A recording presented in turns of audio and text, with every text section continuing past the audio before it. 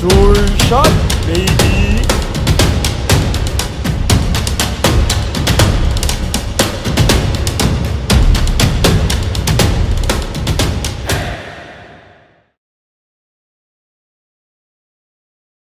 So, good day, everyone. We're here for another episode of the DVD show.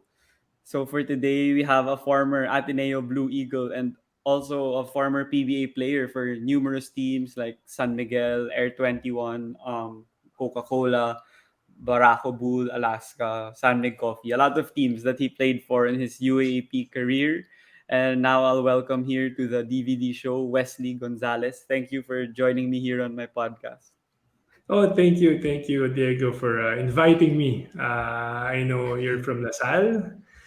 I almost, I'm still thinking twice whether to continue this, but since I'm here already, let's go on with it. Thank you so much. Kahit naman ang dami nang nangyari nga nung naglalaro kayo sa UAAP when you were playing against LaSalle. I really saw a lot of videos on YouTube. Pero syempre, masaya pa rin kwentuhan yan kahit taga-Ateneo ka. Pero to start things off, bago yung UAAP talk, I wanted to ask kung kamusta ka na ngayon with your life naman. Like, I see you now in Hoops Life, co-hosting with Gino Rufino or Migs Busto sometimes. And you've also been recapping some of the games then nung PBA finals. And what have you Yeah. been doing naman in sports and with your family during this whole pandemic? Well, during the pandemic, we were just really at home, but um, I'm busy with the construction now. I'm into construction, so thankfully that that work is it's going on, not like Mm-mm. other businesses that they were forced to stop. Mm-mm. At least in my business, I still get to continue what I'm doing, what I need to do. So very thankful ako na meron akong balahan, and meron akong Mm-mm. pinagkakakitaan maski papaano. And family is okay. Very thankful also that family is safe. Parang Mm-mm. during this pandemic, it's just very important that they're healthy. They're that Mm-mm. at least we get to spend a bit more time compared to during the pandemic, kasi syempre you're very careful, especially for your parents who are seniors already. So parang kailangan mag-ingat talaga. So everything's doing well naman, and I cannot complain, and very thankful lang because yeah, everyone's safe. So yun yung current situation ko right now. Mm-mm. So how about naman sa sports? Like, do you plan to try being an analyst again or something in the future since you're now guesting in Hoops Life, or side job lang talaga yun sa Hoops Life and you're still gonna continue being like a full-time employee with your construction work now? Well, chef, of course, and the construction is my going to be my bread and butter. It's going to be my Mm. primary work. But Mm. uh, I love basketball. I mean, it's been my first love, even if my wife is in front of me right now. It's my first love. So you know, it's my way. Probably it's my way of giving thanks and giving just returning whatever I can give to the sport. So Mm. it's more of for the love, doing it for the Mm. love, because parang I've been doing it for so many years, and of course parang it's second nature to me already. So doing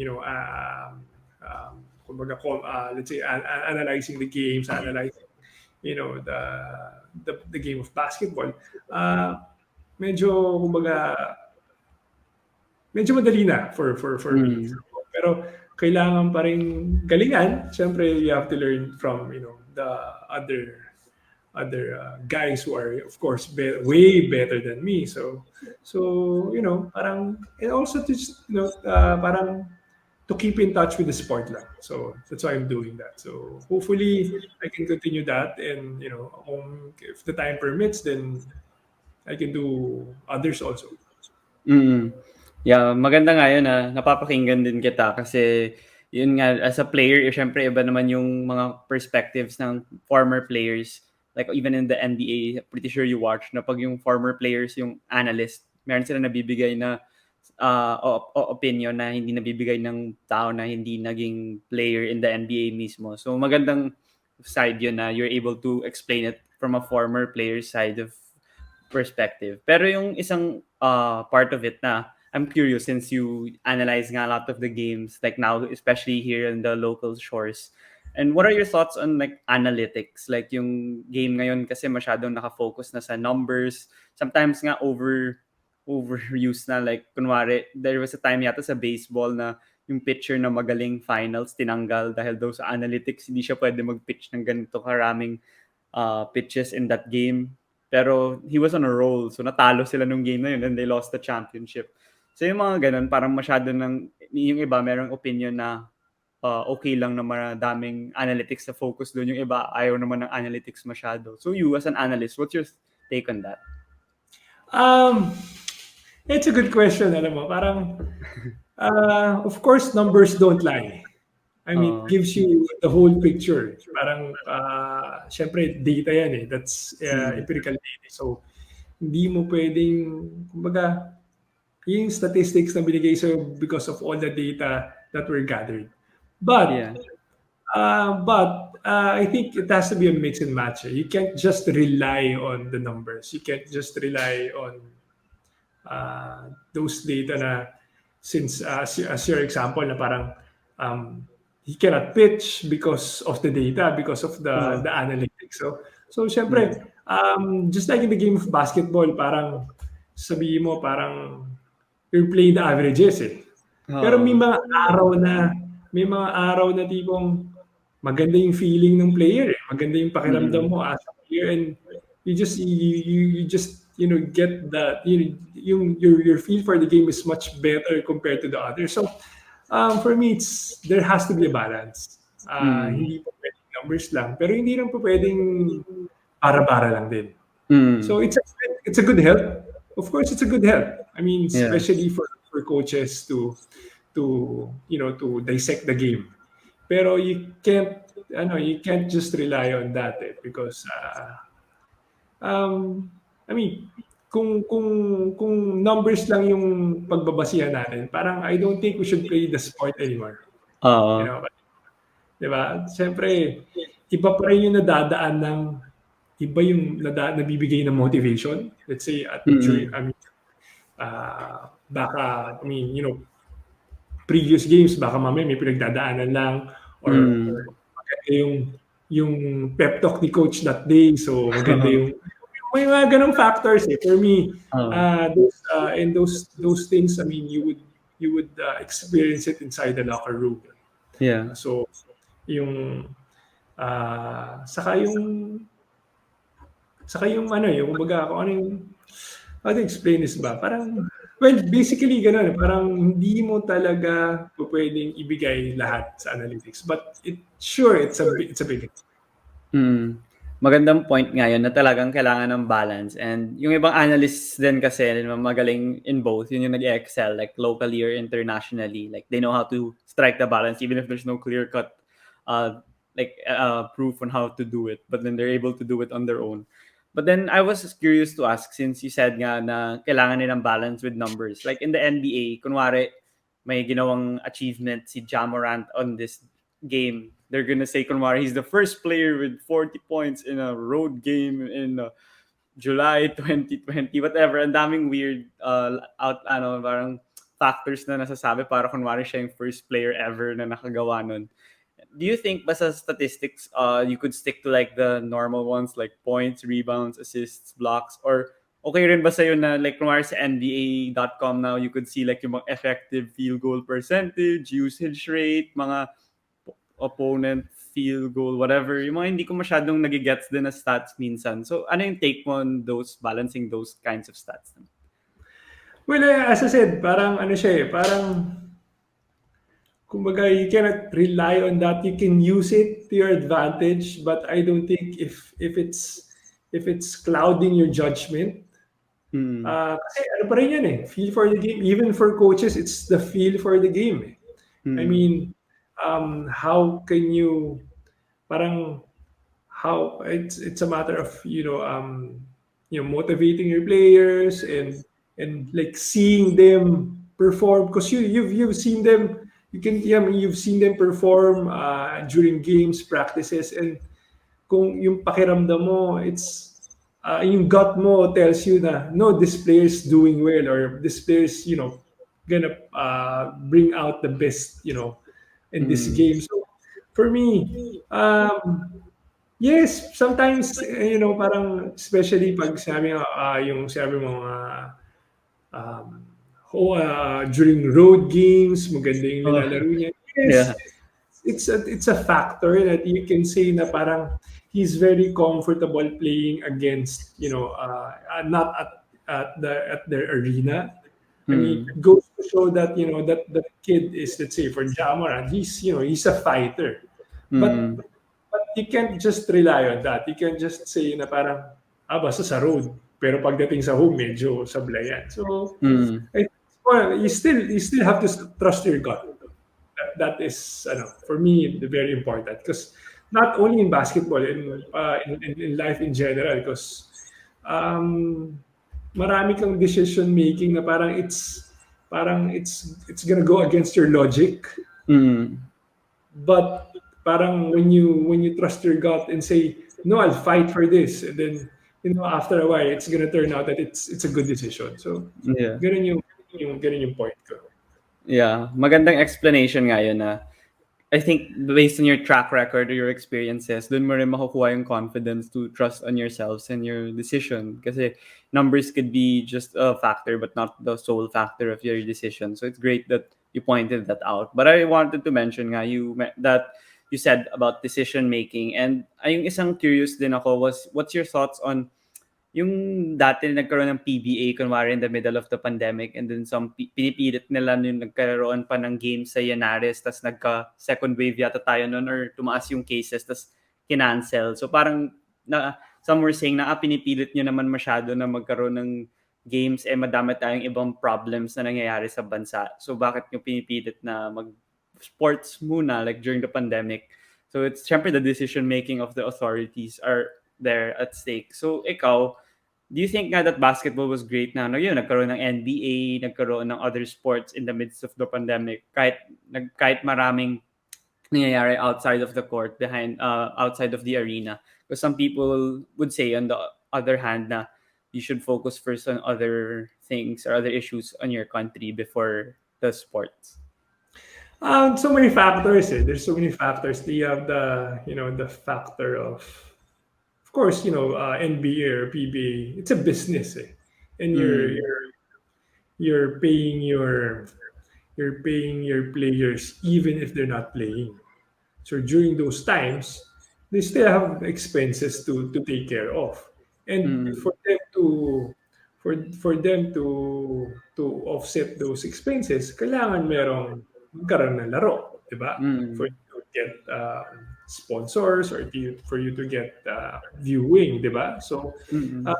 so that's number one. It's business, whether we like it or Mm. not, it's business. Secondly, I mean, like when the NBA started, para it somehow gave us the sense of normalcy, or Mm. parang 'di ba, since we were so used to having basketball in our lives daily, and then biglang naputol. So parang Mm. bumalik yun, parang wow, it's the NBA. So or Mm. the PBA is back. Yeah. So as basketball fans, you're very excited. So it gives you, parang a sense of normalcy and say na parang okay, sana mag-improve na yung situation natin. It gives us, a break from Mm. the anxieties that we have, especially during the COVID season. So, I mean, at least nga, I mean, the states parang um, fans can watch already. Yeah. Go to the arenas. Unfortunately for us, hindi pa. Pero I mean, I'm just happy that as players also, you get to do what you love. I mean, Mm. let's say especially for the younger players, or especially for the older players who are who have very limited time in the PBA, parang instead na nailalaro nila yung mga taon na last years nila ng Mm. quality, and nawawala pa yon dahil syempre you don't get to practice, and when you don't get to practice, nawawala yan eh. 'Di ba? Kasi Mm. since they really play basketball, I mean, the only thing they can do is conditioning, 'di ba? Pero just yung playing together with their teams or playing against the other teams, malaking bagay yan. So parang I feel like from players' point of view, you are robbed of parang the years that you're supposed to play. Mm. So parang sayang yung time na yun na parang, oy, I can, parang kung if let's say you're 38, by the time you're playing now, you're 40. I mean, Oo. you still do the same things that you were doing back when you were 38. Now that you're Mm. 40, parang yun yung point ko. So, it's mixed feelings, pero syempre, I mean, you have to take care of the COVID situation, but Mm. also you have to give, parang it's a sense of normalcy, and of course parang a break for us, especially for the anxieties that we encounter daily. So Mm. medyo mixed siya. Okay, yeah. Maganda naman yung point ng mga sinabi mo. Like, for instance nga, madaming PBA players na ayaw ng bubble. Like, I think si Sonny Thos, hindi pa nakakalaro, pero he hasn't officially retired. Si Pingris, he didn't get to play. I mean, like, we didn't get to have his farewell parang games kasi parang nag-retire na siya. I mean, he might come back nga daw in MVPL, but then, I mean, the PBA, he na-injure pa yata siya tapos di na siya nakabalik. Dahil siguro ayaw rin niya ng bubble. I think Larry Fonoshel also, he never didn't get to play for NLEX dahil bubble. So madaming ang players na hindi nakalaro. And I hear kasi in other interviews din na yung sense of normalcy nga is a great thing. I mean, some people may think na yung sense of normalcy could also be not so good. Like people might think it's normal na nagpapabaya na sila.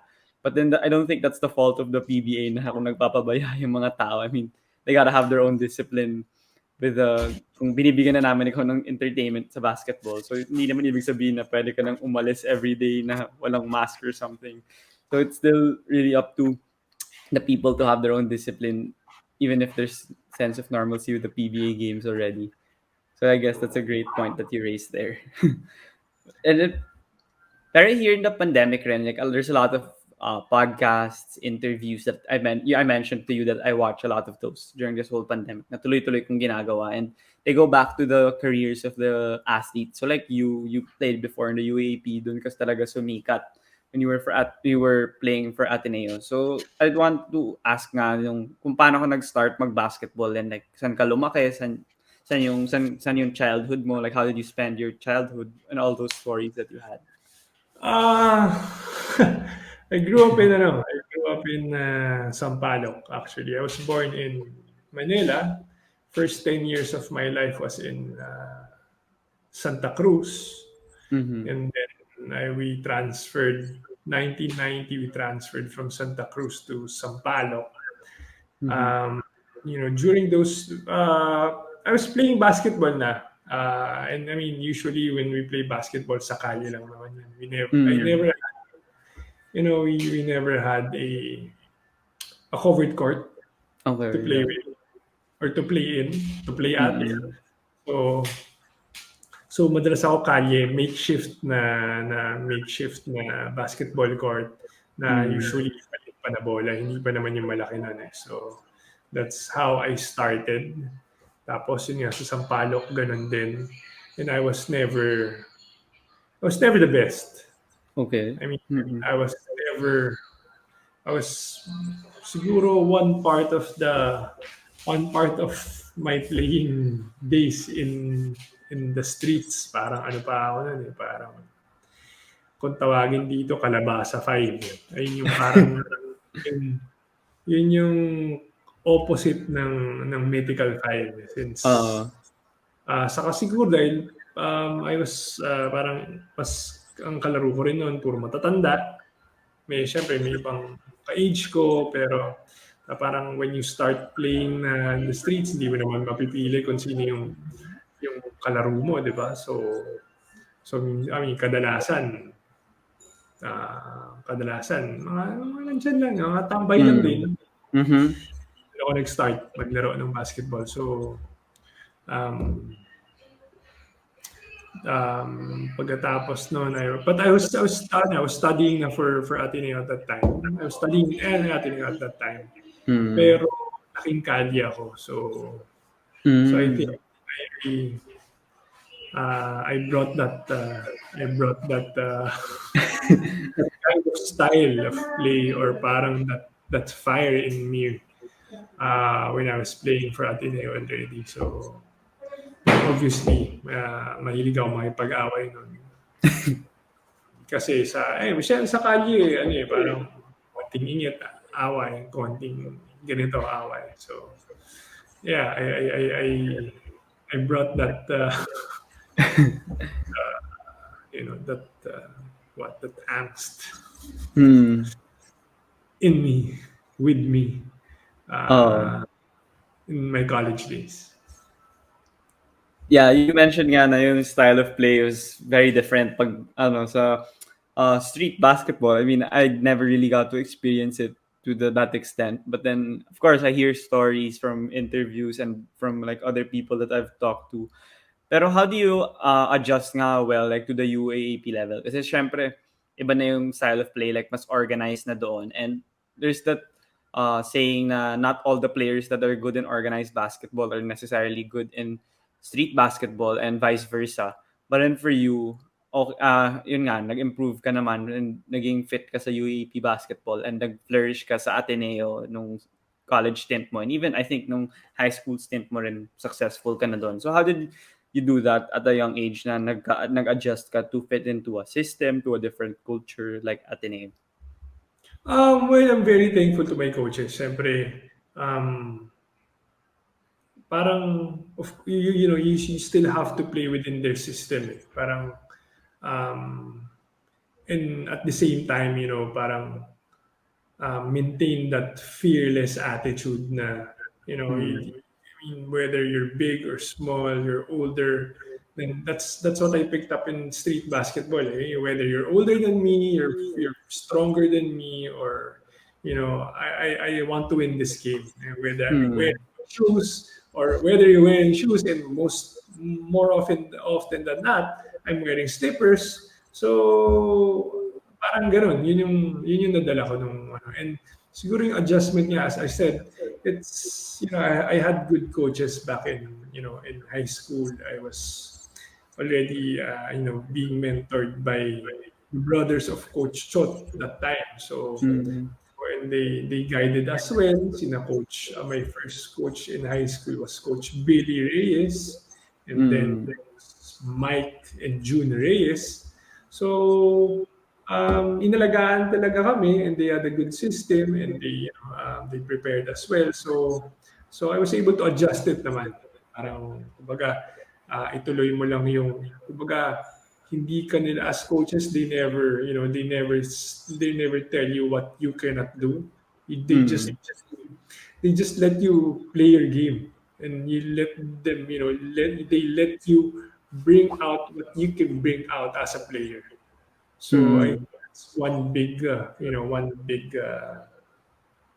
thing that I experienced playing for them. That's great na yung support system talaga and mentorship at the high school level pa lang, kahit bata pa lang. I mean, even college, sobrang integral yun sa growth and development of athletes na gusto maging successful at their respective sports at that young age. Pero yung magandang part din nung career mo was in Ateneo. You were part of the program nung high school pa lang, and then umakyat ka ng college. And not all the players are like that, like lalo na now na uso na yung recruiting. Pero yung Ateneo, madami pa rin silang homegrown players, like even the current team, like I mean yung 30, the Nieto twins, Asistio, Black, like ang dami nilang players na ganun. So as an Ateneo student athlete, what do you think is the reason kung bakit talaga nag-stick yung mga players sa Ateneo, even for the collegiate level, like kahit anong offer siguro bigay ng ibang Lasal or UP, like UP now, malaki na rin yung sponsorships, NU, pero they still stick it out with Ateneo. Kahit grade school pa nga lang yung iba, nagsistay na dun. And even from your time, like Enrico Villanueva yata, tapos Jai Reyes, ang dami nyo talaga na nagsistay pa. Well, during our time kasi wala pa naman, hindi pa naman ganun ka-aggressive yung yung recruitment eh. Honestly, I was Okay. not recruited at all. No one Mm. even tried to get me from Ateneo. Okay. So no one even asked me to play for them. Uh, so, and siguro, as an Atenean, starting from prep, you're groomed to stay in the same school from start to finish eh. So Mm. that's what I felt eh. Parang I was dead set in, in studying at Ateneo and playing for Ateneo kasi yun yung kinalakihan ko eh. Okay. Wala na rin, walang, maski naman may kumuha sa akin, may mag-offer sa akin nun, pero which is wala nga nag-offer sa akin. Meron, pero I would still, stuck it with Ateneo because, syempre, yung friends ko nandun na, parang, Mm. kumbaga, I'm accustomed to the life of studying in Ateneo. So I've been there for 12 years before college. So parang why for me why transfer? Pero Mm. ngayon parang since parang the programs of the other schools, and of course I mean let's face it, merong incentives that other Mm. schools give. It's very tempting. It's very Mm. tempting. Those are, I mean, like those are the things that we didn't have back in the day. It's like for us, it's just the pride of playing for Ateneo. Yun lang yung amin eh. We weren't, I mean, we weren't getting anything from Ateneo except for for free college, which is Mm. a very big help. Oo. Pero from that, we weren't getting any allowances. I mean, I was getting na my allowance from, or my money from the PBL team na I was Mm. playing. So, but I had no complaints. I'm very thankful. Uh, those experiences you wouldn't trade it for anything. So yeah, I'm thankful to the Ateneo Oo. community for Oo. for letting me play for the school. Oo, syempre successful sila nung nandun ka, naka-champion nga sila nung nag-co-finals MVP pa kayo ni Larry Fonacier. So, that's a great run for you guys. Pero I wanted to ask lang, you mentioned nga na yung motivation ng ibang tao na kasi ngayon, yung financial help or minsan pag recruitment nga daw, yung ibang coaches naririnig nila from players like tatanungin ng player, oh, so what can you give me? It kagad yung first question. But then yun nga, you mentioned na yung ikaw, or your other teammates then is playing for the school talaga. So, nung time na yun, ano yung moment na nalaman mo na you could really pursue basketball as a profession? Like, despite, wala namang incentives, wala masyadong bonuses before, paano mo naisip na pwede mo maging career ito sa UAP tapos PBA? Ano na lang siya eh, late ko na lang siya na-realize na, I actually never dreamed of playing in the PBA. Parang not like kids right now na parang they're dead set on, I'm gonna Mm. play in the PBA, or parang, I'm gonna play for this team. Mm. No, wala akong ganung dream eh. Mm. Gusto ko lang naglalaro. Wala akong, Mm. or masyado lang ako siguro maiksi mag-isip.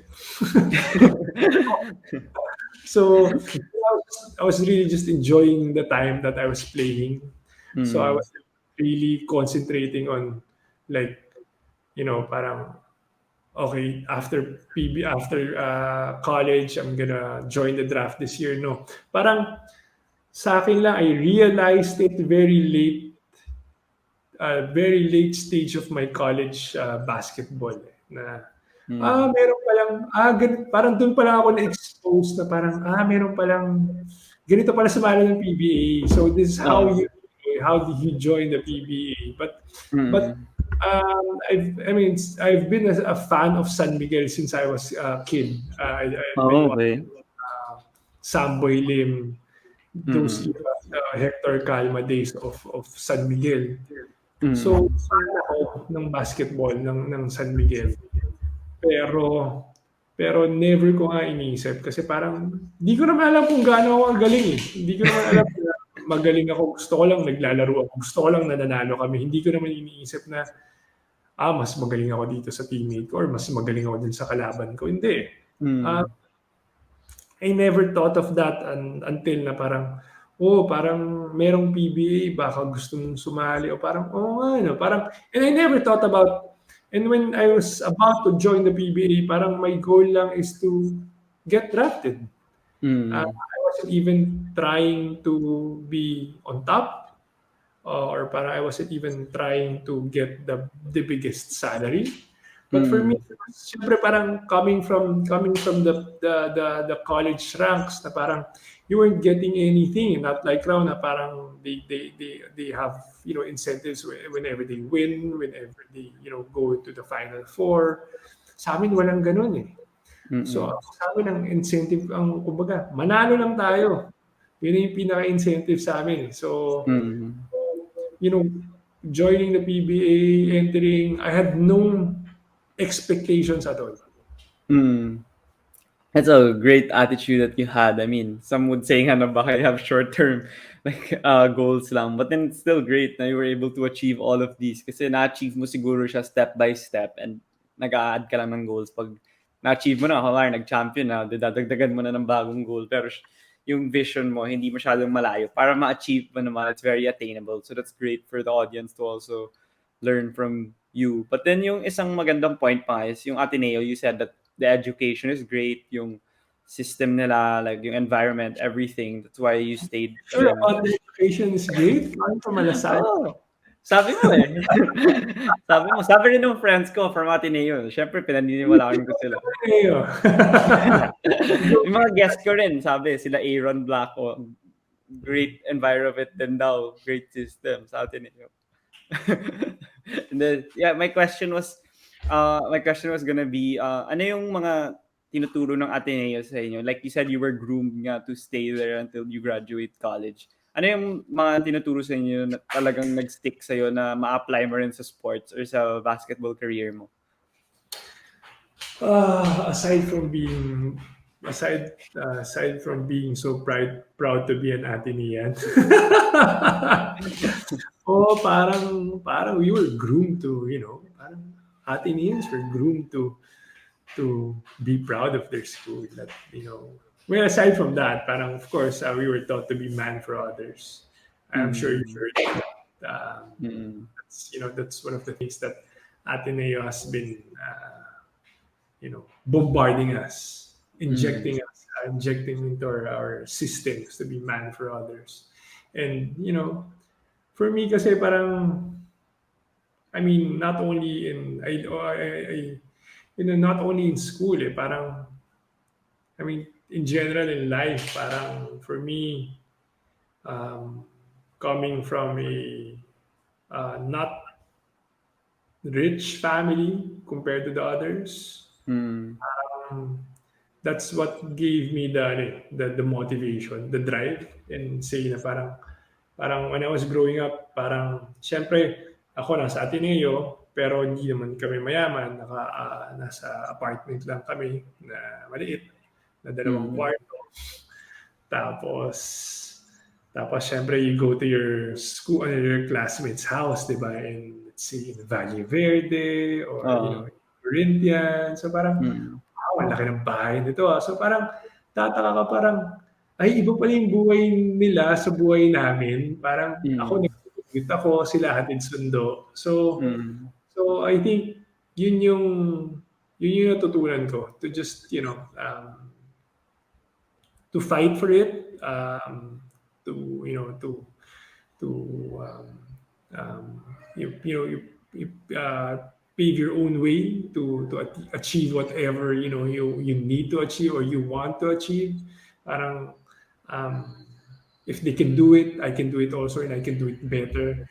Or parang yung yung notion na parang, oh, they have this kind of life, diba? So parang for me is, how can I have that kind of life too? So what am I gonna Mm. do?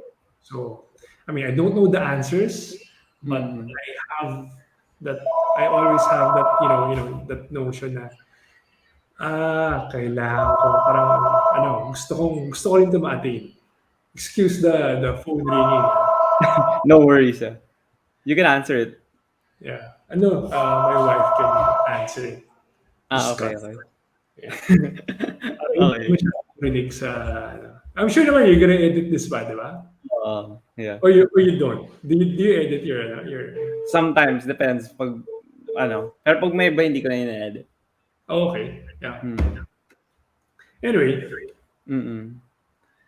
So yeah, that's a great mindset that you had. I mean, you were striving to be a better person then as a through Ateneo education, and that's great na you want to strive to be better as a basketball player and as a person, and excel, and you had that mindset to always improve and have growth in yourself. So magandang mindset nga yun. And before winning the championship, alam ko nga yung Ateneo, there were a lot of tough seasons that you guys encountered. So I wanted to ask kung ano yung mga pinagdaanan mo as an individual din and as a team nung I mean, kaya siguro nung nag-champion kayo talagang sobrang saya niyo yun. So what could you share na yung mga hardships, yung mga obstacles, yung mga hurdles na na-overcome nyo na talagang mahirap? Kaya that made that championship even sweeter. well, kasi first, sorry. Base, iwan lang sa baba. Ang gulo. Um, Kasi at the time, Ateneo wasn't, parang they were just getting players from high school. They weren't recruiting at the time. Mm. Nung time na yun, the basketball program of Ateneo was very, it was inferior compared to, LaSalle's basketball program. Parang kumbaga, LaSalle's been, training here, getting players from there, usually from San Beda. Mm. Ateneo wasn't doing that eh. So parang they were just relying on players who passed the test. Yeah. Di ba? So kung sino yung pumasa, so parang I think, which is good also kasi parang of course they want to, maintain the quality of students that they have. But of course, I mean, for you to compete, you have to play the game that the Mm. other schools are playing. So yun yung mga hurdles na ano namin. I mean, primarily the basketball program parang wala, we were as Ateneo, parang walang aggressiveness in getting players or parang getting the right coaches. So, and of course parang if you're not winning, you're not getting so much support from the alumni, diba? I mean, that's a very big help eh. I mean, you getting support from the alumni, getting financial support, having, let's say, when MVP stepped in for Ateneo, it was day and night eh. The support was, you could really feel that, parang Ateneo is really backed up by us, parang that you're leaning on a strong wall, so to speak eh. So um so when we started making the basketball program of Ateneo better, that's when we started winning. I mean, ang hirap kasi it's hard for us to cope when we're not doing the same things that the others were doing. So basically, Mm. that was it. I mean, we had the right. I mean, when we won the championship, we had Rich, we had Mac, Mm. parang before that we had Magnum. So, and those rich came from the States, diba? Mm. Magnum came from San Beda. And then we had, new guys like JC and Tal who came from Letran, and Doug who Yeah. came from I don't know what school, from Baguio. I don't know rin. Si JC, I heard it from Mikey din. Sabi niya, Letran din siya. Yeah. I remember Yes, that. that's right. So they were, Mm. the hot shots of Letran. Saka parang if you Mm. have parang like ito sa domino effect kasi since naging maganda na yung basketball program, it's Mm. easier for you to recruit. I mean, Yeah. players now, when they hear that, of course, when they hear that the basketball program is good and they're well compensated, the players, you don't have to recruit the players. The players will come to you, right? The Mm.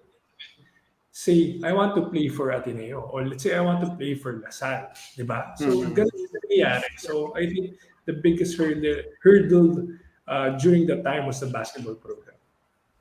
Mm. So ano yung moment na talagang you felt na talagang change was coming and you had the chance to be one of the top tier schools in the UAAP? Like, was there a month or a instance na alam mo nang yun makukuha mo na yun na sila Rich, sila JC, sila Doug? When did you feel that, and what prompted it? I mean, since you said you were struggling early, ano yung quick change that happened and why that occurred? Um, Well, for once, our team managers, Tito Arben Santos, came in. So when they came in, parang the recruitment started. The search for a better coach started. We had we had we had generally we had better support. We had um, better meals after the practices. I mean, we Mm. had practices. I remember going to Korea for practice games. So, yun, parang yun yung nag ano, yun yung naging change o yun yung naging simula na nung pumasok sila at nakita mo na parang they were doing something for Ateneo to make the basketball program better. And obviously it did. So parang nakaisa kaming championship at the time. So and um, during my first few years, hindi kami pumapasok ng Final Four. But when they stepped in, we started competing in the Final Four. And then parang 2000 pumasok ng finals, and then 2001, and then 2002, 2003. So yun yung for me, that was a very big change that I think that sparked or parang that started the winning ways of Ateneo. Mm. And speaking of change nga, I forgot to mention lang, and I think mahirap rin yung napagdaanan mo. I think you weren't part of Team A nung isang year mo in college. And how was that experience like? Like for others that could be a drop in their like pride or ego na parang or confidence din na parang ba't ba ako natanggal sa team? And how was that whole experience na nung from the time that you were put into Team B and then eventually nabalik ka sa Team A, and pagbalik mo nga ng Team A, ang galing na. I forgot to mention that a while ago lang. Pero how was that whole experience like, and how much did it actually help you nung latter part of your UAP career and all the way to the PBA? Um, I wasn't relegated to Team B. I was taken out of the team like entirely. So I wasn't part of Okay, okay. that year 2001, and it was a big motivation for me actually. Parang okay, if you don't want me in this team, I still need to do what I need to do to be who I want to be. So Mm. parang siguro it kept me down for like a day. But the next day I had to figure out what to do. So I remember that when they took me out of the team, that was a Friday. Yes, that was a Friday, first week of May 2001. So Coach Joe talked to me, said I was, he's taking me out of the team um,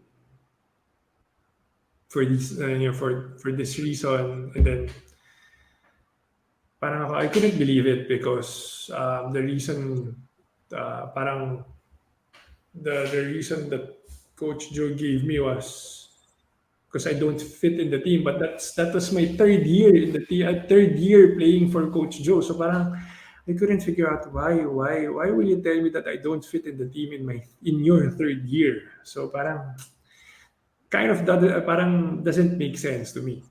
But Mm. anyway, parang after that, parang I made a way na parang okay, so wala ako sa Ateneo, so what am I gonna do?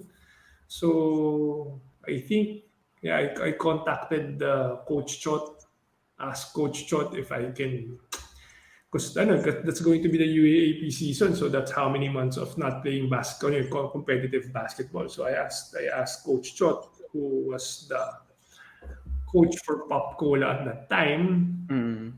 Coach, if I can, if I can be a practice player there in Pop Cola. So siguro after I was taken out of the team Friday. I think Tuesday I was practicing for Pop Cola na. So I was in, that experience was so great because as a college player and you're practicing against your idols in the PBA, Mm.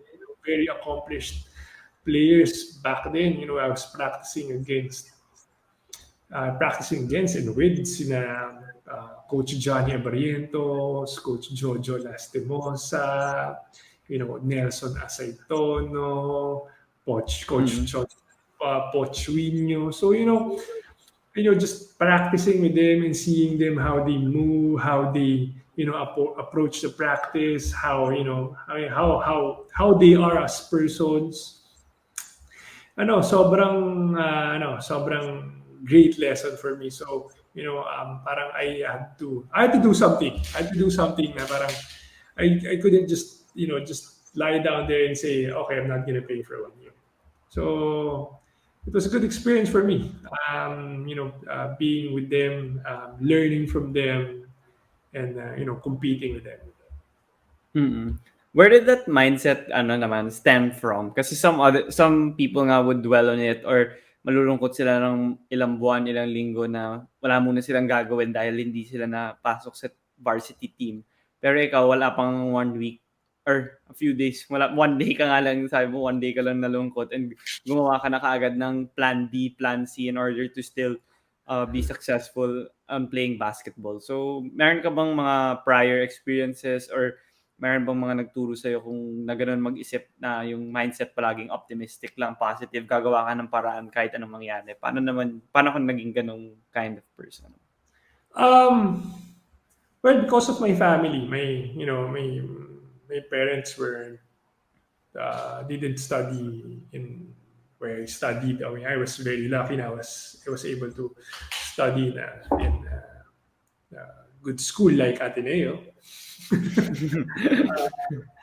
No, parang siyempre sila kumbaga kung at the time wala kaming pera at sila yung experiences nila younger mas mahirap pa than my experience. So that, and hearing their stories when they were kids, parang it, of course, parang it teaches you a lot eh.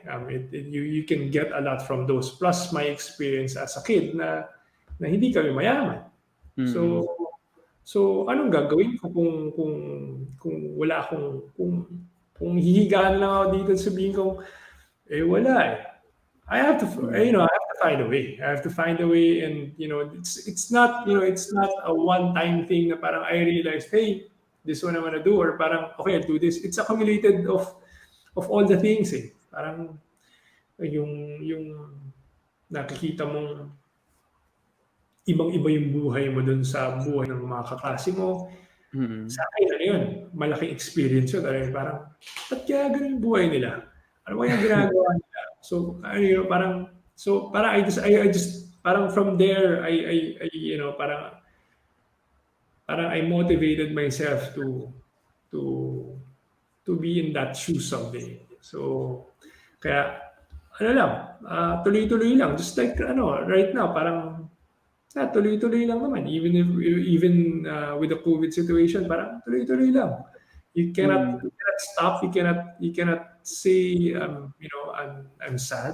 I mean, everybody gets sad. I mean, it's part of life.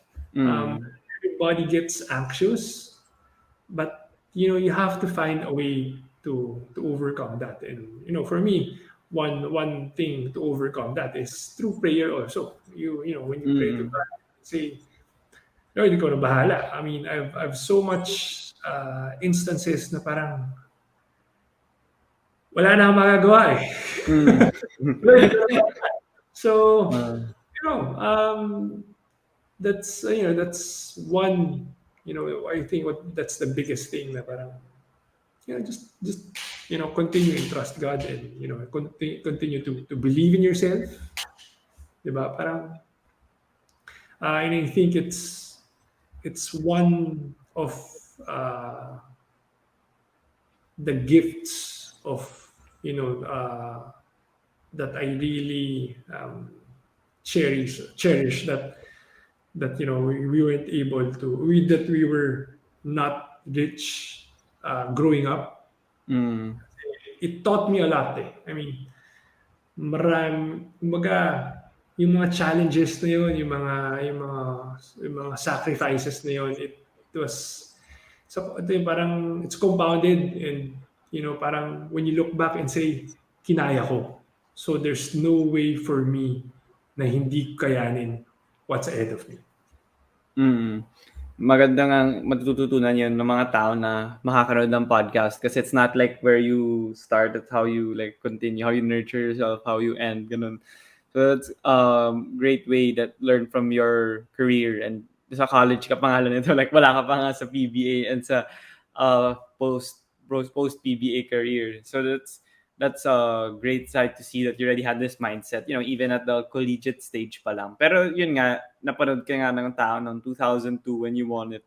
Pero before that, paano ka naman nila na-welcome sa team? O try-out ka ba ulit? Or tinawagan ka ba ulit ni Coach Joe? Or sinabihan ka ba ng teammates mo na, bumalik ka na dito para gusto ka na namin ulit para, we could win it all? How was it like for you?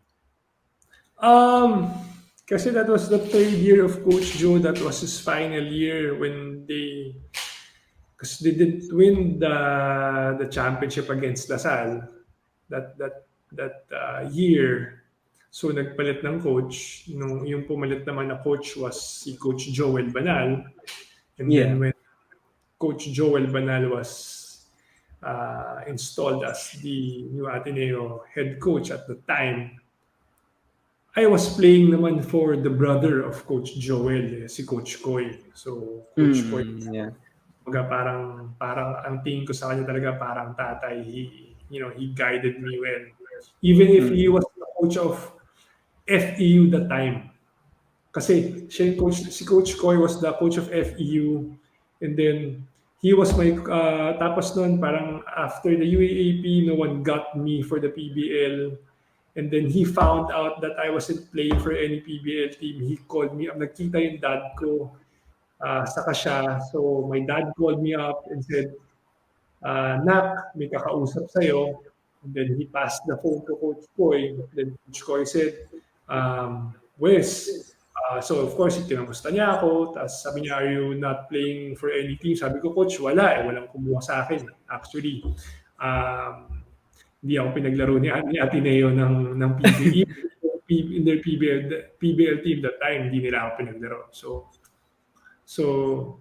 wala akong PBL team. And then he said parang, okay lang ba sa'yo? Parang maglalaro ka. Kunin kita. Maglaro ka for me. Ito lang, pero ito lang yung sweldo mo. And the salary he gave me was I think that was the minimum salary to play in the PBL. And then I remember clearly what my reply was. Parang sabi ko, Coach, maski libre, maglalaro ako para sa'yo. So, I played so that was I think November. Coach Koy, I was asked, Coach Koy asked me to play for him. Tapos December na install si Coach Joel, who's the brother of Coach Koy. So tinawagan ako ni Coach Joel. Sabi niya, always, ako na yung head coach ngayon. Kung gusto mong bumalik, may practice tayo December 26. Wow. Tapos, ang kasabay ko nun, yung mga nagka-tryouts. Ako lang Okay. yung nandun. Kung gusto mong bumalik, may practice tayo ng December 26. So, December 26, nandun ako. So, luckily, nakabalik ako. And luckily, we were able to get that win, that championship that year. So, yun, dun nag-start. Dun naman nag-start yun. Of course, as a player, I wanted to come back also. Siyempre, parang I still want to play for Ateneo, and parang playing for Ateneo is, it's a privilege. I mean, not everyone can experience. So, I'm very lucky that I was able to play for Ateneo. You mentioned nga na you wanted to really come back to play, and you really had you mentioned the championship numerous times already on how ecstatic you were after capturing that crown. So as a team naman with Coach Joel, what was the differentiating factors in the whole team on why you suddenly won it all? Like, was it because of your recruits, or was it the style of play of the current players already that you have in the previous years? Like, nag-elevate ba yung game nila, or nag-develop pa yung chemistry nyo pagbalik nyo? Ano yung mga, that's why, how did you guys win it that year? Of course, my other teammates were very hungry coming into that season because they did not win the previous year. I think that's a very big factor. Mhm. Plus, Coach Joel managed us very well. I mean, he treated us as pros. I think if I'm going to look back at it, he treated us as not boys. Parang, you are grown men, and this is how I'm going to communicate with you. And, parang, I'm going to give you the respect, and, he commands respect as well. So I think that was, a very, very different approach that paved good dividends for us. So yun, ako yung naalala ko, parang Coach Joe treated us as pros. Parang saka he developed personal relationships with the players. And yung role mo nga in his system was being a pesky defender din, and nag-drive ka lang with jump shots ka, parang 3-and-D in short, na yung parang modern day 3-and-D player. Pero ikaw, ano yung style mo naman, like in playing LaSalle noon? Like, we had Joseph, Mac, Ren, like ang gagaling ng mga yun, and nakakainis din sila kalaro. I mean, even if I'm for LaSalle, I know how much they also trash talk, and they have their own antics then, similar to you. So how was it like defending those players, and what made them really tough opponents during that time in the UAAP? My goodness. Well, for me, the toughest to defend was Ren at the time. Grabe, because all the plays were parang the focal point of the plays is si Ren. Kumbaga lahat. Kumbaga, you have to go through all screens, numerous screens just to be in front of his face. So parang ang hirap.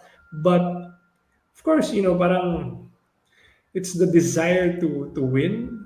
They've been winning so much. They've won 4 straight before that. So parang syempre yung motivation mo is to you want to get one. You want to get one before you leave. So and luckily we were able to get one. But for me kasi it's the antics. It's part of the game. It's one way to keep your opponents off balance. And if you fall into the trap na inis ka, then I can capitalize on that. Kasi kung maiinis ka and kung maiinis ka at mawawala ka sa laro mo, for me that's a very big advantage that I got from you already. I mean, Oo. kasi skill-wise, probably they're all better than me. Mac, Joseph, Ren, di ba? Skill-wise, offensively, mas magagaling yun. Pero you just have to find a way to beat them. Mm. By hook or by crook. So Mm.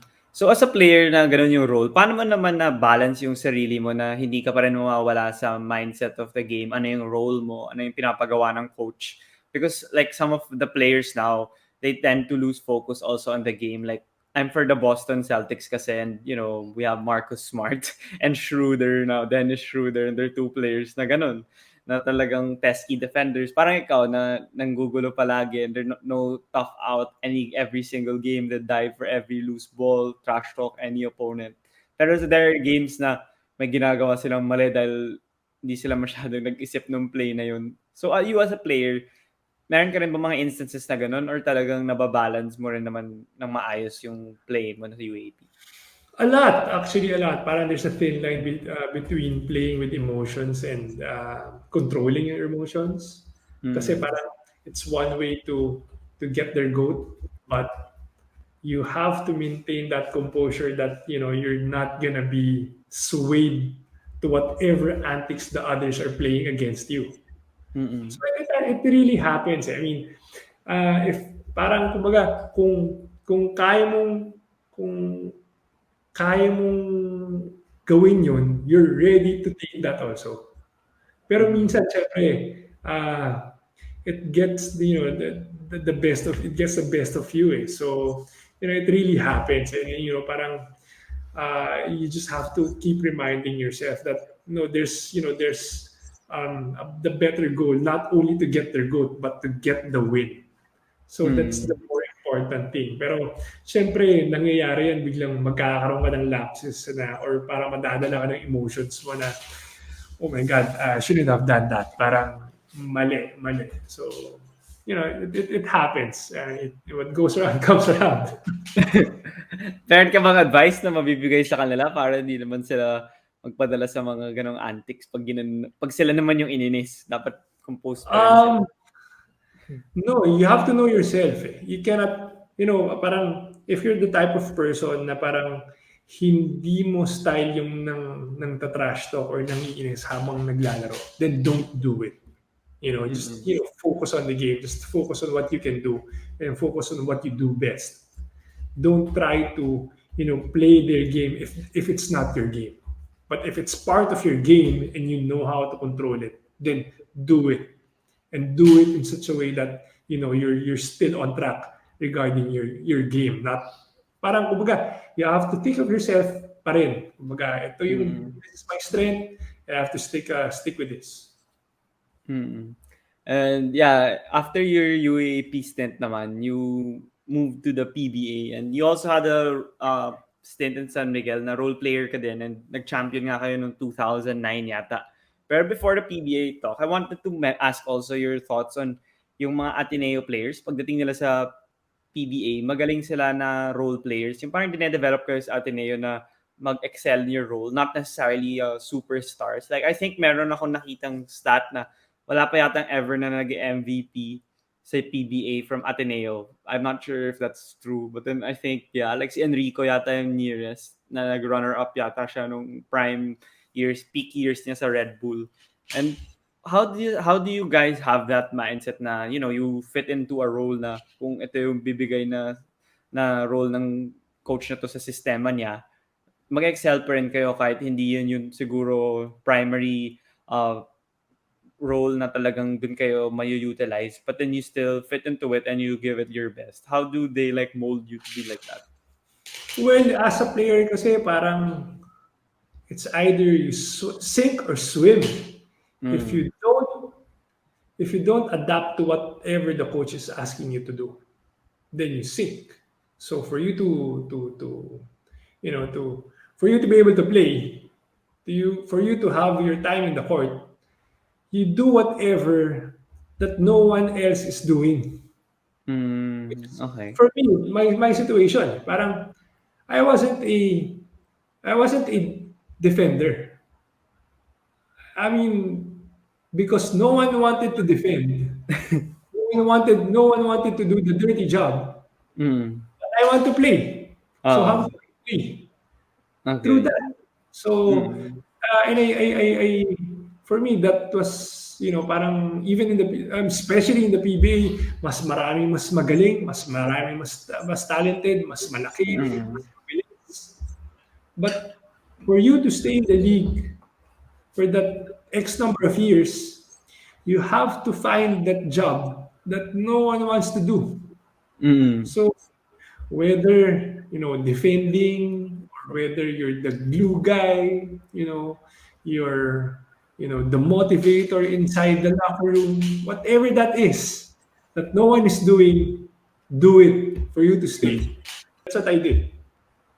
Yeah. So yun.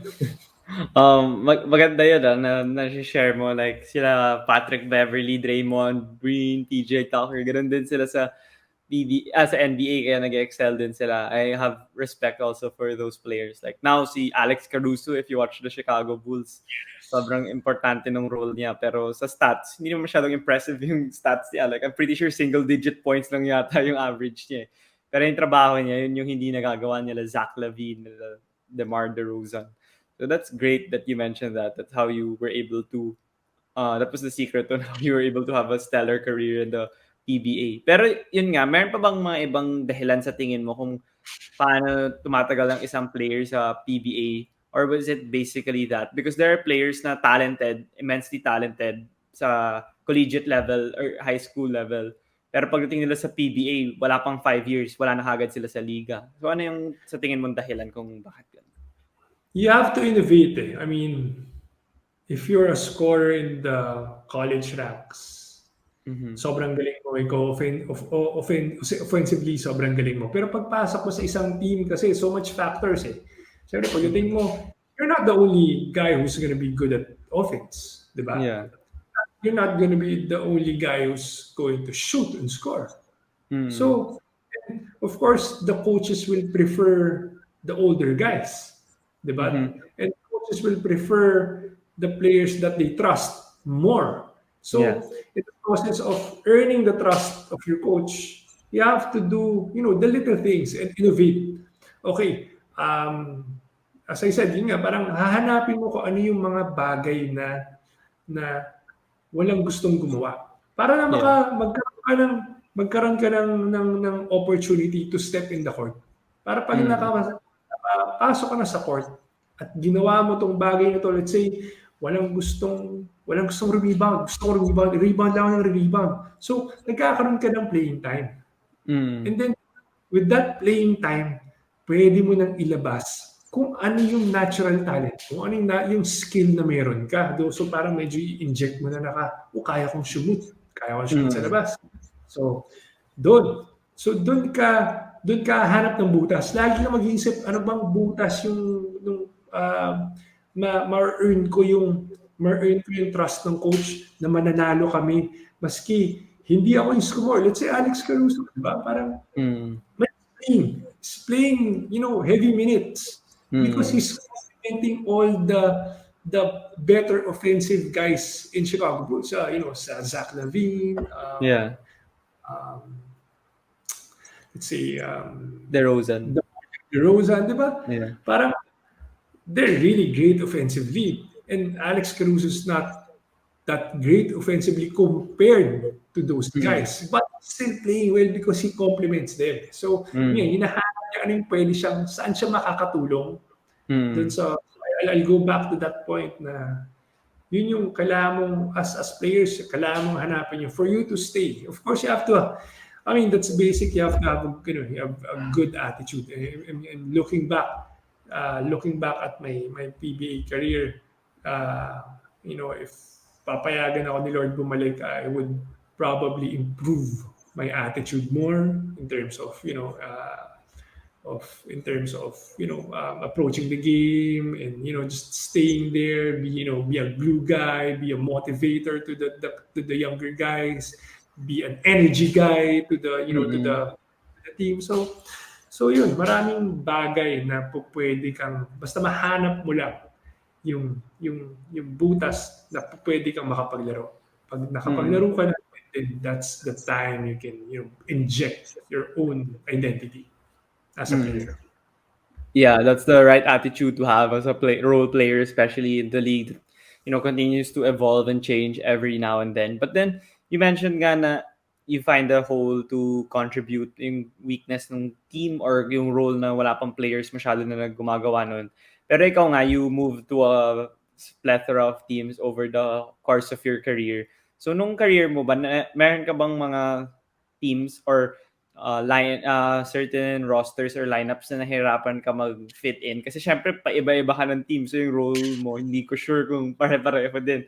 And medyo mahirap yun na iba-iba yung role mo in a span of ilang years. Kuwari, 1 year ka, merong mga stints na 1 year ka lang or 2 years ka lang, tapos mag-iiba na naman ng team. So how did you overcome that naman na nagkaroon ka ng difficult time ba na with the changing roles, changing environment, or hindi naman, and you were able to excel pa din with certain roles in various teams? Well, mahirap din eh. Parang there are times that you feel like you're getting the hang of the system already. Tapos biglang ma-trade ka or biglang may iba yung coach, iba na naman yung sistema. Siyempre, pag iba na naman yung sistema, pag iba na naman yung coach, iba na naman yung lineup na gusto niya. Iba na naman yung composition of players or the kind of players that he wants to field in. So, ang hirap ng adjustment. Parang, especially you're getting the momentum already na, okay, kaya alam ko na kung ano yung style ni coach or alam ko na yung style nitong, parang you're getting the hang of playing together with your teammates, biglang malilipat ka na naman. So parang mahirap. Personally, it was really hard for me because I never got, I felt like I never got the ball rolling and okay, I'm okay here, I want to stay here, but so much factors that you have to consider that of course you cannot stay. I mean, you're only the player, and usually in the PBA naman, when you're traded, you're the last person to know that you're traded. I mean, that's the fact. Na parang I remember an agent called me and said parang, Wesley, tomorrow magpa-practice ka na sa ganitong team. Tas ano ba masasabi mo? Tas ang sagot ko, sabi ko, boss, may magagawa ba ako? Sabi niya, wala. Yun naman pala eh. Wala pa eh. O di bukas, doon na ako. So, ganun yung buhay ng PBA. And, it's very, like, let's say, sina PJ Simon during my time. Those guys are very lucky. And I mean, of course, they have the right attitude. They're very good players. That's why they're very lucky to stay in one team their whole career. And for you to stay in one team the whole career is it's a gift eh. Kasi each team has its own culture eh.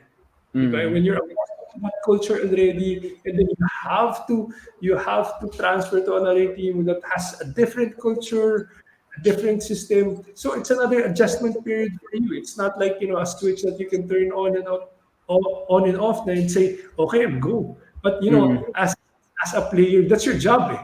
You have to be on all the time. So yeah, for me it was very hard to having. I had I think 12 coaches in 10 years. See, I mean, but the good side of looking back, the good side of that is you earned a lot of friends. You were able to build relationships with different players, different personalities. So parang that's a good thing about it. I mean, and then parang basketball is. Especially, I mean, basketball is just a chapter of your life, and I'm happy that I was able to gain a lot of friends from there. But just to answer your question, it was hard. For me, it was really hard to adjust from one team to another, playing from one system to another, adjusting from one culture to another. Mm. And yun nga, kahit medyo mahirap yun and hindi ka nga yung parang main guys rin naman in most of those teams and you had a role, a role pa rin naman that you were trying to excel in and flourish on. Ano yung mga optimistic naman na nakuha mo from your whole UAAP career na when you look back at it now, na even if you're not playing na, you really will cherish it and it's really gonna be memorable for you that you will share to everyone kahit 60 years old ka na, 70 years old, sabihin mo, PBA ako. Hindi ko makakalimutan na ito yung natutunan ko nung kunwari nasa Air 21 ako or nasa San Miguel ako. Ano naman yung mga a couple of instances na share mo? In college kasi, for me, when I look back at it, parang it's the purest basketball you can play. Parang you weren't thinking about contracts, you weren't thinking about salaries. You were just playing. You're playing and you want to win. That is, parang it brings you to your childhood. Whether it's whether it's a pickup game, whether it's a game in the street, or whether it's a game in a village league, you just want to win. Parang yun talagang yung desire to win is just there. Parang wala masyadong outside factors that you have to think of. In the PBA kasi parang, of course, there's the contracts, the salaries, the politics. Siyempre parang at times parang you're just there for the salary na parang basta manalo tayo para may bonus, di ba? So pero ganun. Yeah. So parang in the college ranks, it's you just want to win. Wala kayong bonus pero gusto mo lang manalo. Pero yun yung for me, college basketball is the purest basketball for me. In the league, in playing in the PBA naman, parang for me, I'm just dealing with different personalities, Yeah. different egos, how to mingle with different like different people who have different attitudes, different backgrounds. So it taught me how to to level with all those people, and it's something that you can use, especially when you're especially when you're outside not playing basketball. Syempre, I mean, you're gonna meet people from the different walks of life. So yun yung mga, and then of course, ano pa bang natutunan ko ng yung pakikisama with with ako, yun yung natutunan ko to makisama ka sa kanila. Of course, in the PBA, lalo na pagpasok mo, hindi naman ikaw yung superstar, you're not the veteran, you're the rookie. You came from playing from Ateneo, winning the championship, pero pagdating mo doon, you're just a rookie. So makikisama ka, susundan mo kung ano yung gagawin nila. So and of course to respect the older guys and just learn from them. Yun yung mga, for me, looking back, parang masishare ko, especially yung mga players na maglalaro in the pros. Madami talaga silang matututunan and order to find their niche naman in the pros, because there are people that could be star players nga in UAAP pero kung hindi nila ma-apply yung right mindset like what you're sharing, it's gonna be hard for them to even play more than 5 years kung yung pride nila or masyado silang focused on getting the most shots or scoring points only. Mahirap talaga yung ganong ugali pag nasa PBA level ka na. Pero for you naman, when did you accept it naman na, you were gonna call it quits na and retire and go to a new phase in your life? What was the instance wherein you told yourself that? at that time, I felt like I was dragging myself to practice. Parang Okay. I knew I could still play. Mm. And when I actually retired, when I decided I don't want to play anymore, people like other teams were getting me back. Okay. Uh, parang a few months after, parang tinatawagan pa ako na parang, oh, gusto mo ba maglaro? And Mm. then actually it was a decision, it was a personal decision because I knew I wanted to do something that is not related to basketball. Parang Mm. since we've been playing for so many years, ang alam ko lang is to play basketball. So Mm. I wanted to explore that other part of basketball na okay, what can I do aside from playing basketball or coaching? I don't I parang Mm. I never I never wanted to be a coach kasi parang I saw the stress level that they experiencing. Plus, the the volatility or the instability of the job na Oh, parang if you're not winning, di ba? They're gonna kick you out. You're they the can first sack guy. you, yeah. Oh, diba? You're the first guy to be sacked. Oh. So, and at that time, parang when we were playing out like mga out of town games, I would see the organizers there. Parang most of them are businessmen. So parang and they're very parang okay yung buhay nila. So I wanted to be like that also. So yun yung for me parang nung time na parang I was dragging myself to practice and then sabi ko baka this is actually my dad was even stopping me from retiring yet because I was only what 34 turning Yeah. 34 that time Mm. na wag ka muna magano sayang yung kikitain eh kasi syempre Mm.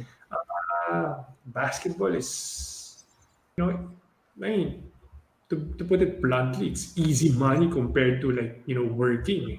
Kasi Mm. you're just parang you're doing what you love and then Mm. you get paid for it. So parang pero parang sabi ko dad, parang I need to explore what I need to do. Kasi at the time, hindi ko naman alam kung anong gagawin ko eh. Basta wala naman akong Mm. alam sa kahit anong negosyo eh. But I Mm. needed I needed to try. I needed to Yeah. try to see where I'm going to excel next eh. So Mm. I tried banking. I actually worked for two banks, pero obviously it didn't go well. parang, well, at first, parang nag-enjoy ako, pero when I transferred to that other bank, parang I realized that, parang hindi ako pang 8 to 5 job. So, Okay. so that's the time na parang I decided, okay, I'm gonna go into business. Pero Mm. the is, tangina, anong business naman ang gagawin mo? Mahirap nga. Diba? So, Oh. ano bang business alam ko? Wala naman akong alam negosyo eh. Diba? Oh. So I went into chicken farming, which I Okay. don't, I don't know anything about. Wala akong experience sa pag-aalaga ng manok. Diba? So, but I went into it. I studied, the ins and outs of chicken business. I put it up back in 2016, Mm. and then finally I was able to sell the business last Feb. Mm. Earned a bit. So, but nung 2020, parang I had the opportunity to do the contracting business, yung construction niya. So, a friend of mine na offered, parang nagkatanungan lang, parang, oh, what do you do? Parang sabi ko, I'm into chicken business eh. Sabi ikaw pare, what do you do? Nangungontrata. Sabi ko, pare, gusto ko masubukan yan eh. Paano ba Mm. yan? So Mm. that's how it started. Paano ba yan? Um, So, nung I think late 2019. So, 2020, I started it. So now that's what I'm doing.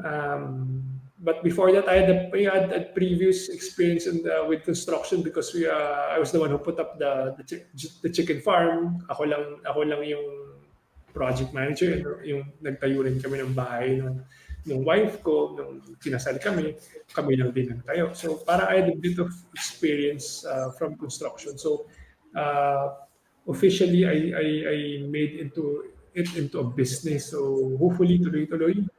Mahirap din siya pero not, I mean, like all business naman, it's hard, but you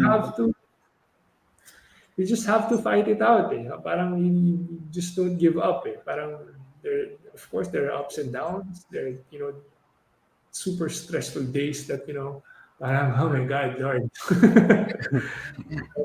Days parang thank you, Lord, na I'm into this business or you led me into this business. So yun yung naging story ko. Kasi wala akong, ayoko maging coach. Ayokong, yun talaga, ayoko maging coach. So parang I wanted to be a businessman, but I don't know anything about business. Worked in a bank.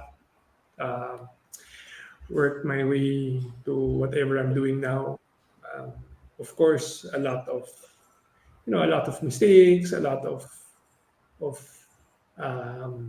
questions along the way, but you just have to ask them because you cannot expect to know everything. So tanong ka, hirap ka ng mentor mo. So of course you have to network also. So it's very important. So yun. So far, this is what I'm doing. Hopefully, I'll be doing this for the rest of my life. That's incredible nga that you're able to have a job rin after retirement kasi meron mga athletes like for sure naririnig mo rin yun sa ibang bansa na pag nag-retire na sila, nahihirapan na sila maghanap ng ibang trabaho or ng ibang ventures na gagawin to continue earning money kasi kailangan lang ng cash flow pa din. I mean, everyone still has expenses. So kung wala kang income, medyo mahirap yun kung paano papabuhayin yung pamilya mo. So that's great that you're able to succeed with that, despite not having a coaching career na nga or being a basketball player anymore. Pero baka GM, gusto mo maging GM? Actually, that's a dream job of mine to be a GM, especially in the NBA. Parang I don't want to be a coach. I want to be in the kumbaga back office na and doing the works there. Oh yeah, yung isa pa palang gusto ko lang tanungin before I do the last few questions that I give all my guests. Ito yung last question na gusto ko tanungin sa'yo is, I know yung mga Lasallians, they really didn't like you, like especially when you were defending sila Mac, yung tina-trash talk mo pa sila. And syempre, mga Ateneans, ayaw din sila. So, ganun lang talaga. And wala pa namang social media nun. So, siguro kung may social media nun, medyo mas malala yung mga mura na nakikita niyo sa Twitter and yung mga trash talk na nakikita nyo pag naglalakad siguro kayo sa mall. Pero, what's your advice to players that easily get affected or yung mga nagre-reply pa minsan sa mga banat sa social media or just in general, like yung mga tao sa paligid? Because there are now, mayroong mga players na sensitive. Like si Kevin Durant before, he used to like get mad at all the media members that criticize him. Pero now, medyo nag-improve na siya. Nagre-reply pa rin siya pero as a comedy na lang, as a joke na lang. So ikaw, as a player that was experiencing all the criticism, all the harsh comments, what's your advice for the players naman or people that experience a lot of bashing and a lot of those public resistance or not acceptance? If you're ready, if you're willingly give it, then you should be ready to take it. And kumbaga, kung may gawin ka or may nagawa ka, maski hindi mo sinasadya and they bash you, that's, kumbaga, it's, whatever they tell you, it's on them. Diba? So, hindi mo kailangang sumagot and defend yourself eh. I mean, mas mabuti na lang tumahimik ka and say na parang, okay, pero, kailangan maging makapal din yung mukha mo eh. Kapal mo ako in a sense na ginawa ko yun eh. Nagawa ko eh. So yun na lang, parang you can't be too affected with what everybody says, kasi if you do that, I mean, if you take into account what everybody says, your life's not gonna be happy. If Mm-hmm. you're living the life that they want you to live. Mm-hmm. So, continue on. I mean, if you made a mistake, if it's your mistake, own it, say sorry. If you really, if you're that kind of person, then, just be ready to take on whatever other people is gonna say, to tell you. Pero, kumbaga, pasok dito, labas dito. So, ganun lang yung, I mean, like Mm. in, playing in the UAAP, naliligo kami ng mura dyan eh. Oh, for sure. Oh. I mean, di ba? I'm sure marami ka ng players na minura during the UAAP, di ba? Hindi naman, hindi Hindi naman. that eh. So, Mm. and I mean, there's this one personality, celebrity who's from Lasal, talagang he was talagang nasa mukha ako, talagang yung bad, talagang naka bad side siya sa mukha ko. So like a few meters, ano. So, but for me naman kasi whatever I do in the court is stays in the court eh. It Mm. cannot go beyond those lines eh. So Mm. whatever they do to me, whatever they say to me, Mm. it's I don't have to I don't have to go beyond that line, and I don't have to cross that line and do or parang return the favor na murahin ko rin sila. No, kasi Oo. whatever happens in the court, let's say kami ni na Macbac magmurahan, that's it. Pero hindi ko mumurahin yung fan na nagmura sa akin, Mm. kasi ano yun eh, ibang story na yun, Mm. ano na yun, ibang dimension na yun. So Mm. for me, masanay ka lang kung magmumura ka, dapat marunong kang tumanggap. Ayun nga, I have utmost respect for the players that aren't sensitive with that. They know how to manage their emotions well, and they know, yun nga, kahit sa court, ano sila, they have their own antics, they trash talk a lot, they play physical, they play tough, but then outside the court, di na sila ganun. So that's how, I have respect for those kinds of players that play hard pa rin, 100%. Like, sila Russell Westbrook nga daw, sobrang bait nun off the court, pero daming haters nun, for sure. Like, lalo na ngayon sa Lakers, ang daming nag-criticize sa kanya. So like, I have utmost respect for players like that. So yun, to wrap up this episode naman, I ask questions for fun lang for all my guests when they come here on my podcast. So yung isa is, for sure you know about it, nasa NBA bubble sila LeBron, they were very vocal in the social and political issues in their country. And dito sa Philippines, in my opinion, yung mga athletes hindi pa ganun ka-vocal. Like, they're starting to be like that way na with the elections coming up and a lot of social issues occurring this whole pandemic. Pero nung dati, hindi pa sila masyado. Like, there's improvements na though. And what's your thoughts naman on athletes being more vocal? Like, our local athletes being more vocal and posting on their stories or on their social media networks and, educating people on social issues and political issues. So is it okay for you to, in short, is it okay for you to like mix social and political issues with by being an athlete? Since madaming kayong followers and you can influence a good amount of people. Wait. There's the charger. My wife's asking for the charger quietly. For me kasi, well, from where I'm coming from, parang it's not that I'm apolitical, but I would rather keep my political views to myself. But parang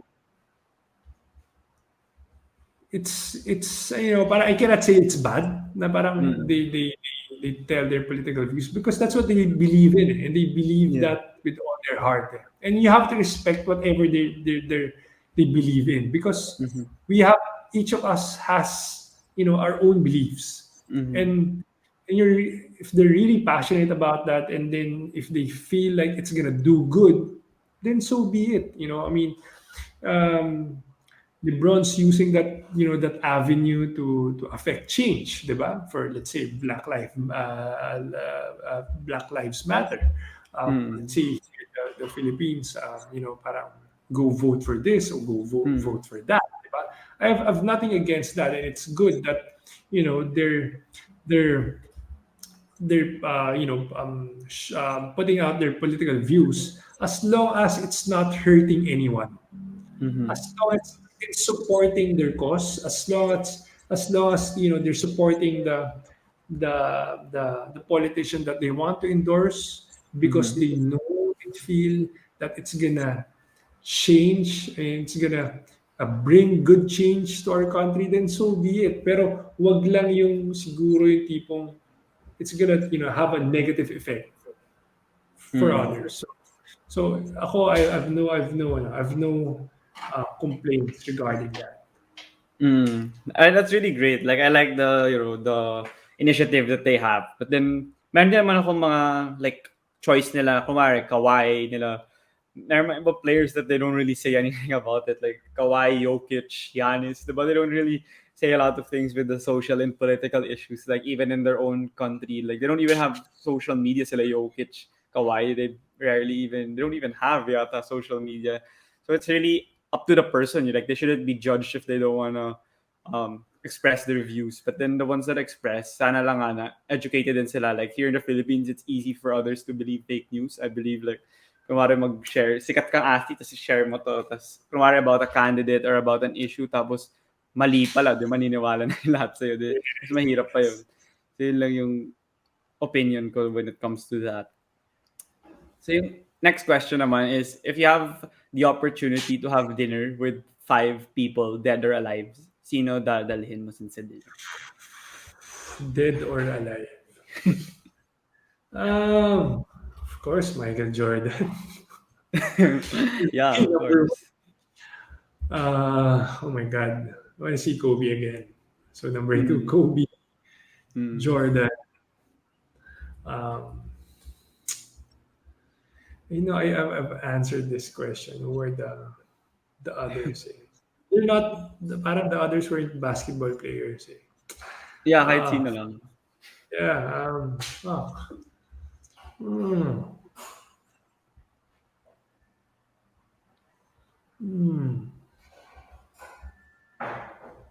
Maybe, pero ang hirap MJ, Kobe,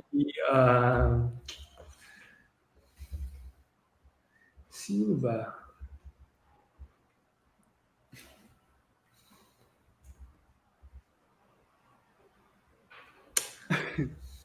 Sino ba? Maybe,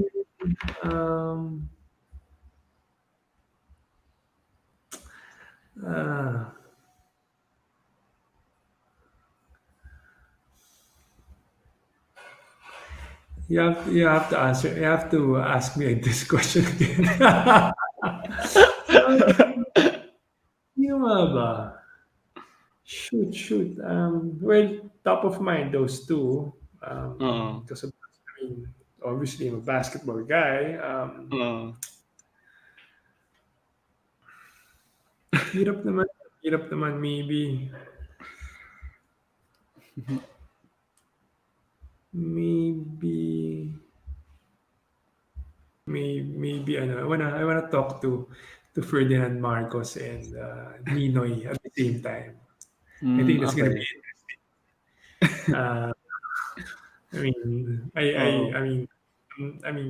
I was alive during the martial law, but very late stage of the martial law, so I don't even know how it felt like to live that way. But I heard stories. I had my uncle was in prison for two or 3 years. So, I think those two. Last. Who else? Baka si Trump gusto mo last? Or si... No. Sino? Wala siya. Okay, but maybe we have the same person. Pwede. Ako na lang. Ako yung sasama mo. Sino ba? Kailangan ba 5? Hindi, ikaw. Surprise guest na lang yung 5th. Ako na nga lang yun. Hindi, joke lang. Siguro ikaw. Maybe, God, who? I don't know. Yeah, maybe some smart guy I can't relate with. Okay. Sige. So, yung final question ko lang naman is, since I message all the athletes that I guest here through social media lang, and they gladly accept naman my invitation, and I've guested a lot of players na nga, like from Ateneo, madami na nga akong na-guest, pero mas younger batches nung Ateneo basketball and volleyball team. Pero ikaw, sino yung mga masasuggest mo na pwede kong mag-guest dito sa DVD show? And di naman kailangan basketball lang, pwedeng ibang sports din. Depends on what you want to talk about.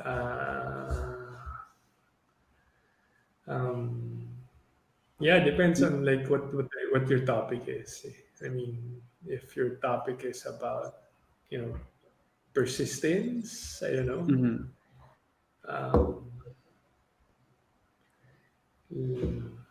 like Olsen Asele is a story of persistence. Yeah, I think you can guess him. Sino pa ba? Kahit Kasi, sino. I mean, I just compile their names naman, tapos contact or you whenever. want do you want them old? Do you want them? Do you want them? Do you want them young? Any. Pero syempre mas kilala ko yung mga young ones. Pero syempre, like, I don't mind any talaga. Yeah, actually depends on what you want to talk about. Kasi parang, each personality has their different backgrounds, different stories that they can share with. Share with your viewers. So, yeah, depends.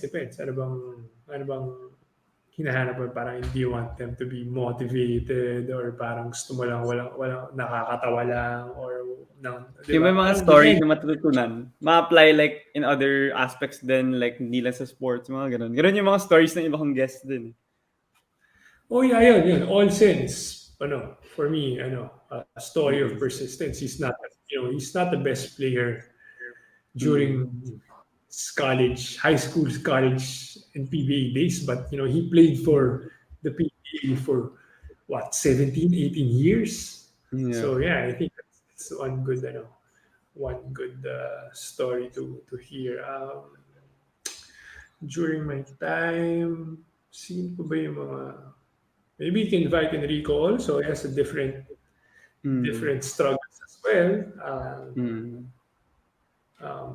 LA Tenorio, diba? Yeah. He's still playing that.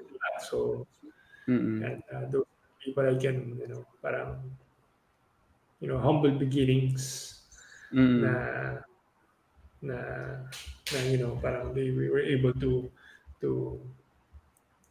do good with the time that they were given. Yeah. Oh, okay. Yeah, those are a great batch of people I could guest. And sana nga makuha ko sila dito sa podcast. And yun, thank you so much lang, Wesley, for joining me here again for an episode here on the DVD show. And I enjoyed the conversation, kahit niloloko mo ako na Ateneo ka, ba't kita in-invite dito? And yung mga stories naman and yung mga lessons naman na shinare mo ay matututunan ng mga iba and ma-apply rin nila sa buhay nila. And yun, that's great that you were able, even if mahaba yung conversation, you were able to share a lot, and I enjoyed it a lot. Do you have any final words before you? Oh, thank you for guesting me on your show. I mean, I hope I can touch or parang at least motivate your viewers, and with the stories I have, or with the experiences I have. So, and continue to do good with the show. Wishing you a good run. So at least you can continue touching lives. So I think this is one good thing you're doing, especially here during the pandemic. Syempre parang maraming tao na alam mo yun, very down, especially now, di ba? Parang a lot of players, maybe, I'm sure the college players, I'm sure they were down because tagal silang hindi nakapaglaro, di ba? Or like the other athletes who can relate, or not even athletes, who are just, street ballers na, can get,